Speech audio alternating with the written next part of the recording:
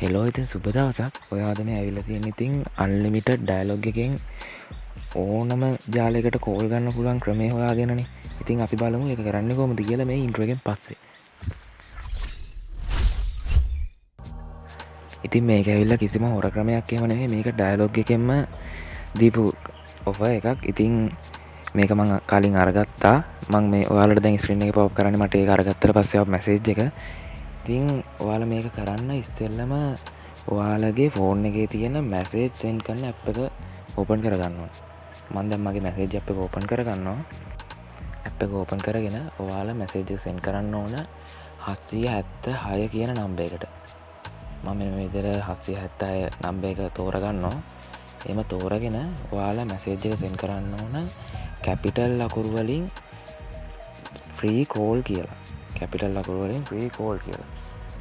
Free call කියලා type කරලා ඔයාලගේ සෙන්ඩ් කරන්න ඕන ඩයලොග් සිම් එකේ. ඩයලොග් සිම් එක තියෙන එකෙන් ඔයාලා සෙන්ඩ් කරගන්න. මෙන්න මේ වගේ මැසේජ් එකක් આવුත් සෙන්ඩ් දෙන්න. හරි ඊට පස්සේ සාමාන්‍යයෙන් තප්පර 10කින් විතර ඔයාලට මැසේජ් එකන ඔයාලට මේ ඔෆර් එක තියෙනවා නම් හම්බුණා කියලා. ඉතින් මට මෙන්න මේ වගේ මැසේජ් එක ආවා මට ඔෆර් එක හම්බුණා කියලා. ඉතින් මේකේ අන්ලිමිටඩ් කෝල් තියෙනවා any network. ඉතින් මේක සාමාන්‍යයෙන් දවස් 5කට තමයි වැලියු වෙන්නේ. ඒ වගේම තමයි මේක තියෙන්නේ 21 ඉඳන් 25ට. ඒ කියන්නේ ඒ 25 වෙනිදා මේක ඔෆර් එක ඉවර වෙනවා. ඉතින් ඊට කලින් ඔයාලා මේක කරන්න.